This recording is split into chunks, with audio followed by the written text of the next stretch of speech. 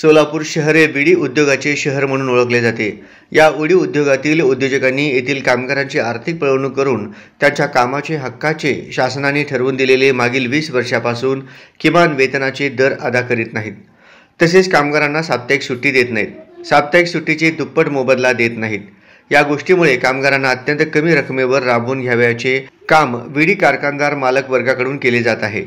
तरी कामगारांना मुख्यत्वे करून देसाई विडी उद्योग कंपनी, अक्कलकोट नाका, सादुल पेट्रोल पंप जवळ सोलापूर या विडी कारखानदाराने कामगारांना किमान वेतन देत नाहीत। सदरील नमूद विडी कंपनीज सहाय्यक कामगार आयुक्त सोलापूर मार्फत किमान वेतन अधिनियम 1948 अन्वये तसेच इतर लागू कामगार कायद्यांतर्गत निरीक्षणे करून संविधानाने कामगारांना दिलेला अधिकार मिळवून देण्यात यावा।